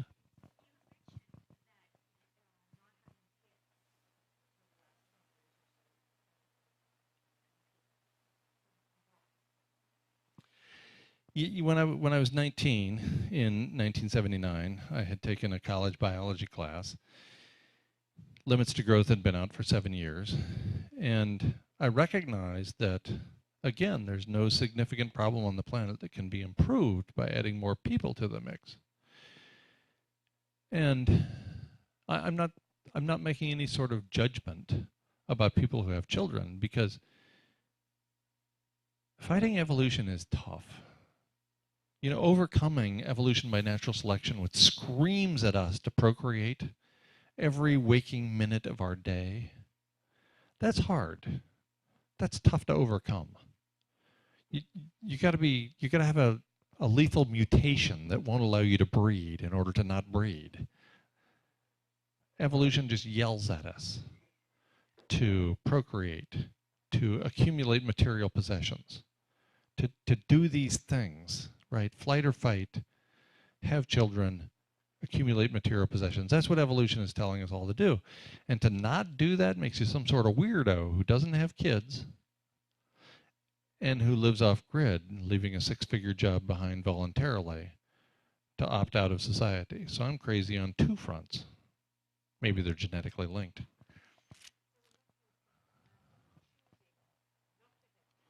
Yeah. There are people choosing not to have children or choosing to have fewer children. Yes, absolutely. And, you know, when I first started talking about this in my classrooms 29 years ago, there were half as many people on the planet as there are now. So you can tell what a swimming success I've been. And if you have children, you know, and almost everybody does, because if you don't, that gene does not get passed on, right? So only the people who have kids have genes that get passed on. Those of us who choose otherwise don't get our genes passed on, so we're selected against for all future generations.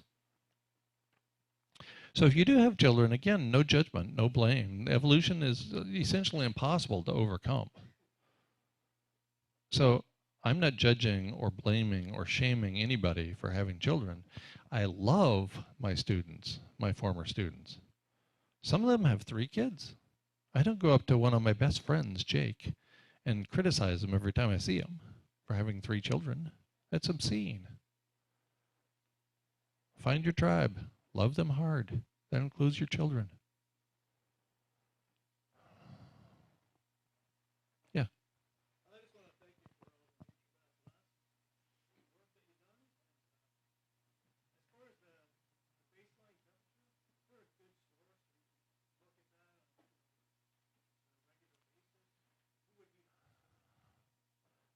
You mean for the baseline temperature being 1750 or for it going up?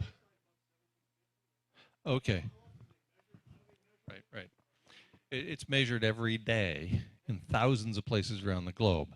And there are various organizations that put the information together and churn it out on a monthly and then yearly basis. And so that's the UK Met Office. And it's the US, what group is that climate information in? It's not difficult to find with a little online searching. And basically what they've effectively all done recently is switch the baseline. So if the temperature is increased at least 1.6 degrees above the 1750 baseline, let's not use 1750 as the baseline anymore. That's the new strategy. So now the baseline is typically presented as 1980 to 2010. So we skip the first 200 years of the Industrial Revolution so that it doesn't look like things are so bad. So now the temperature's only gone up a half a degree over the baseline, which just started the day before yesterday.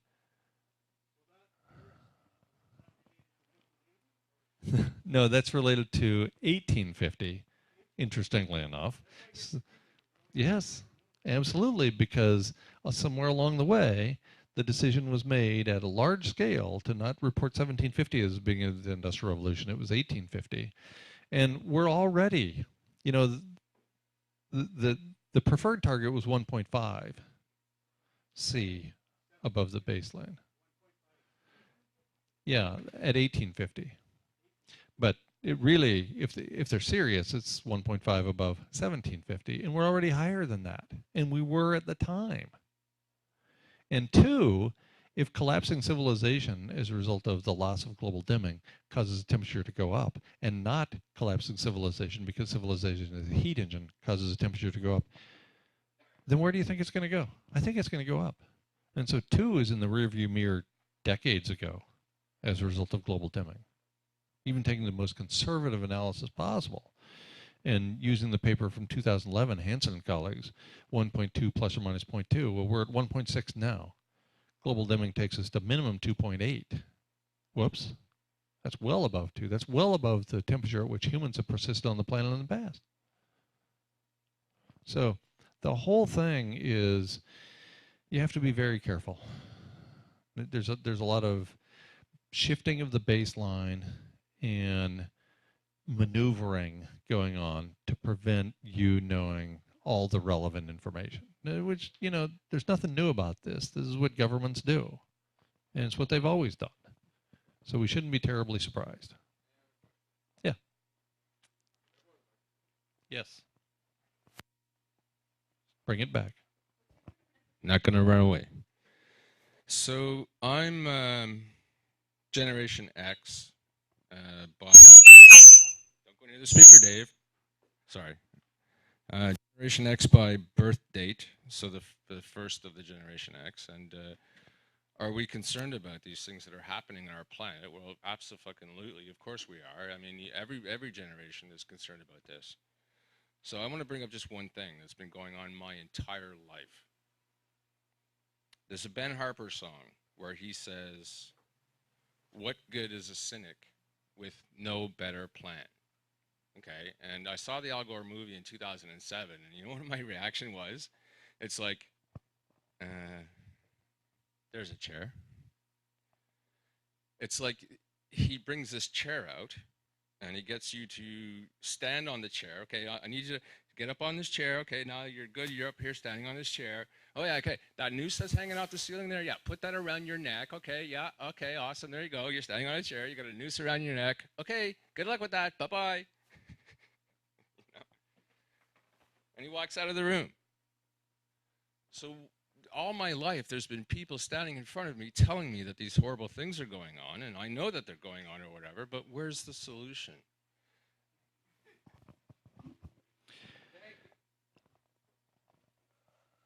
Problems have solutions. Predicaments don't. This is a predicament. It's not a problem. There's a solution. There are 7.5 billion solutions. The solution is in how you live every day. There is no societal level solution. Civilization is a heat engine. Turning off civilization heats the planet even faster.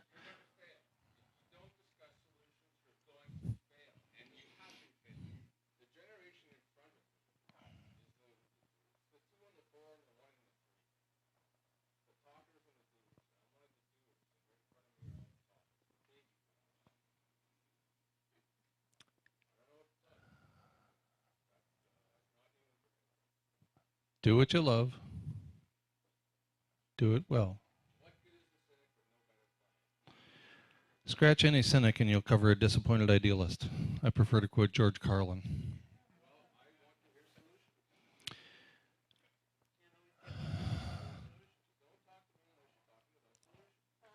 No.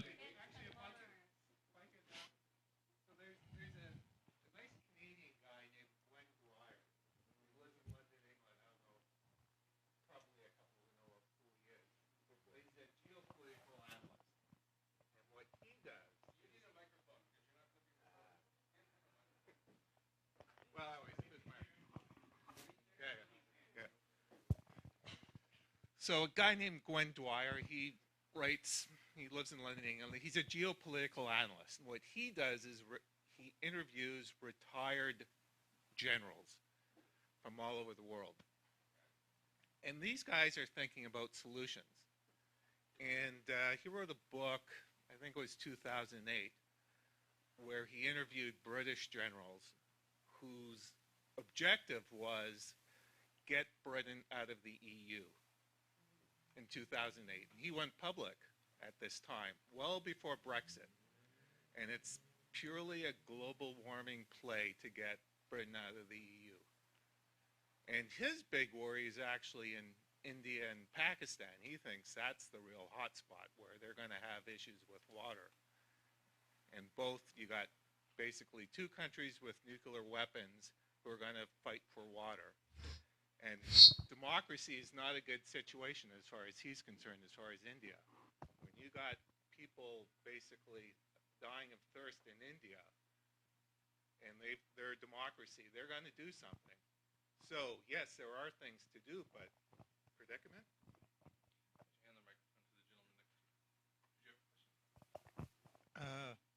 Yeah, well, while you're here, I've been reading the blog. I've maybe 3-4 years, and if my memory serves well, about a year and a half, 2 years ago, you're quoting the temperature at 0.8 C. Today I'm hearing a 1.6, maybe 1.8. That's a doubling. So if it took 200 years, say, to get to 0.8, so now is it 2 years that we're at 1.6 or 1.8? Is that from a consistent source, measured the same way? Okay, and yes? Yes. And does that Source. okay? Conglomeration of sources, actually. And does that include the understanding that a lot of the heat goes into the ocean, so like 90% goes there? So is that even without considering that, how that's rolled up in? All these measurements are based on land or based on terrestrial records. They factor out the urban island effect because we've known about that since 1847. So we exclude the urban heat island effect. We make adjustments for that, but we don't take into account the heat that is being absorbed by the ocean because it hasn't been released yet. 93% of the heating that has gone on in the last few decades has gone into the ocean. When it comes out is during the El Nino. And Right. that's why there's an abrupt rise in temperature to a new plateau. Before the El Nino, 0.85, now 1.6 or so.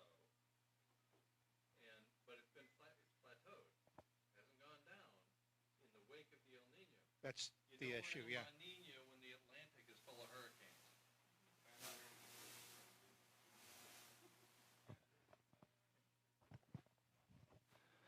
Thank you. Anybody else?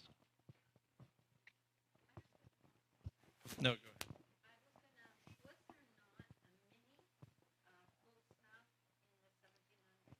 ahead. The so-called miniature ice age was not particularly cold and it was not global. So we hear a lot about that. If this video appears on YouTube, I'll hear about it a lot.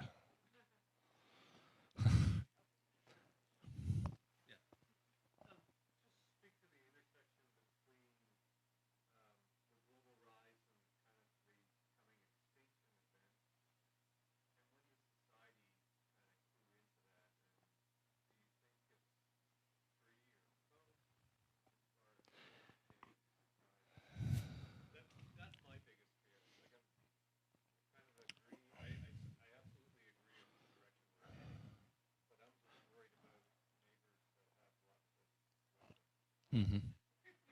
You mean the United States as a neighbor? I'd be worried too.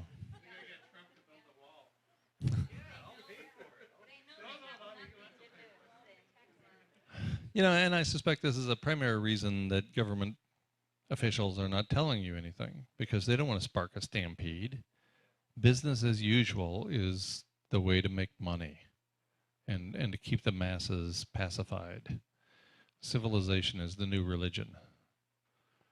So taking issue with the settled living arrangements is not going to be well received, and no politician is going to promote anything otherwise. Little changes here and there around the edges.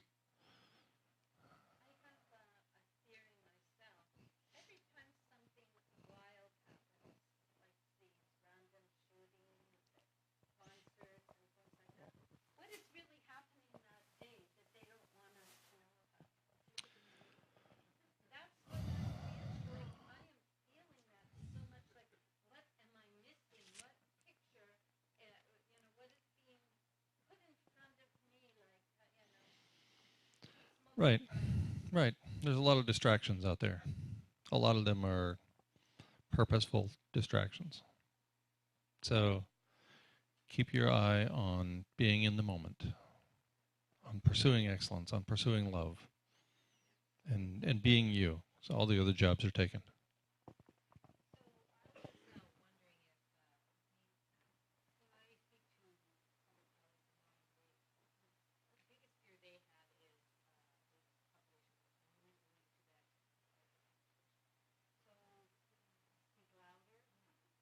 I'll repeat the question.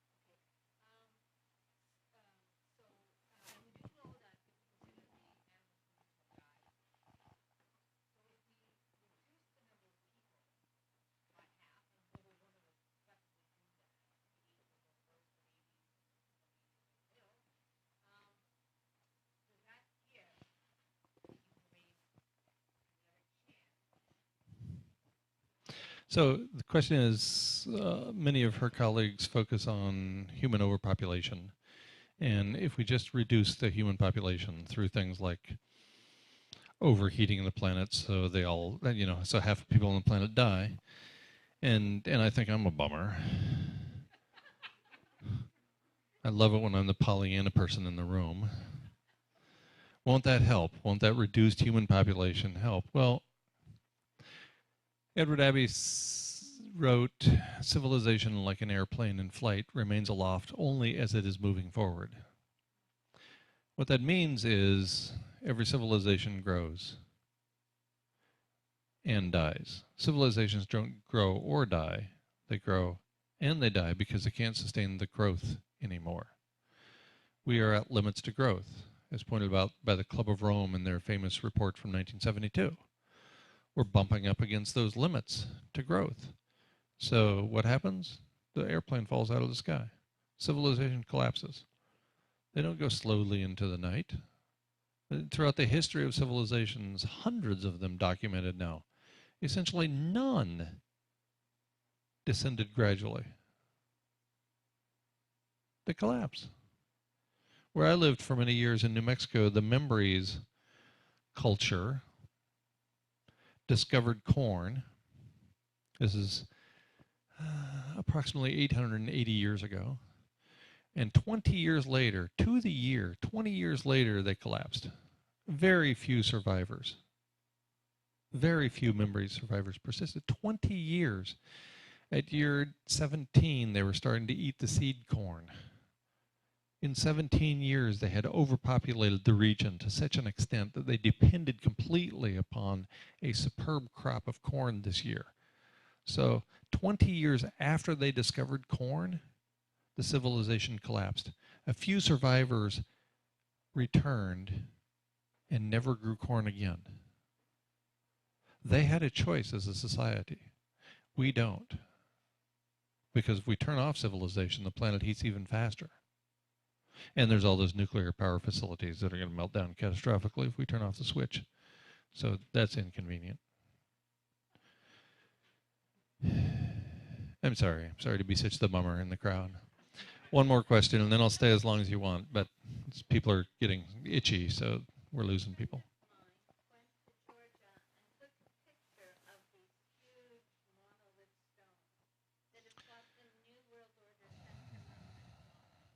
The Georgia Guidestones. Mm-hmm.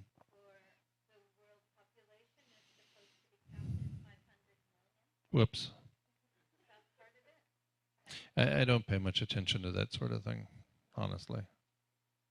I don't mean to sound like I'm disparaging it, but I am. So it comes out.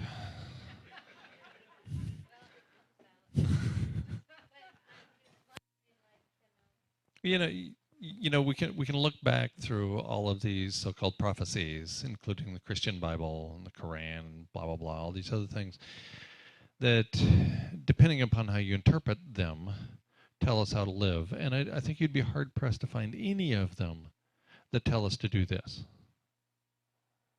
Any of them. Sometimes there's a woman of a certain age who sits next to me on a plane. The poor woman is trapped in the window seat, and I got the aisle. And she invariably brings up abrupt climate change leading to near-term human extinction. It's surprising how many people know about this. It's always this woman, she's about 70 or 75, and as soon as I sit down, she says something like, "Hello, how's your day?" Which to me is code for please tell me about abrupt climate change. Maybe it's just the way I hear things, I don't know. And so we have this conversation, and she invariably tells me that God wouldn't let that happen. God would not let us go extinct. And I point out that the universe is 13.8 billion years old, and our species is 300,000 years old, and the universe has been really, really patient if this is all about us. And besides which, do you think God is going to be all that impressed when he comes back and looks around and sees what we've done with the place? You know, I think it was in Genesis that it was pointed out we're supposed to steward the planet.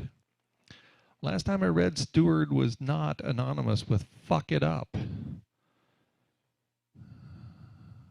So, I'm sorry. There, I dropped another F-bomb right when I was talking about God and the Bible.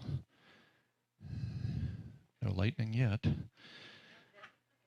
One more question, yes. Please do.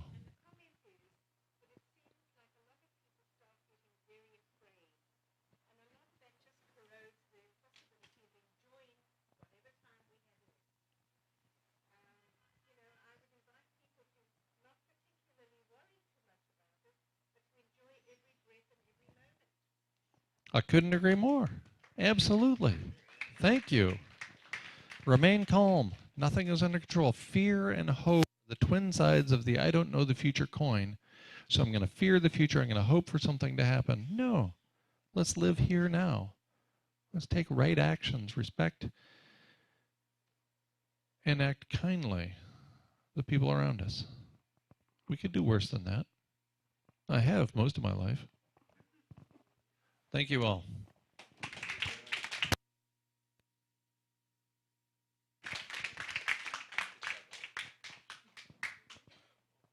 Hello. Yeah, thanks very much, Guy. I enjoyed it. I hope you all enjoyed it. I think he speaks from a place of truth, from connecting the dots and reading everything he can in the subject. And the choice is yours, how to react. But I encourage you to follow a life of excellence for every day. I intend to. We have some refreshments over here, and Guy will stay for some one-on-ones. And I would ask that if you can find it in your heart to give some money for this type of truth to continue, that'd be great. Anyway, thanks for coming.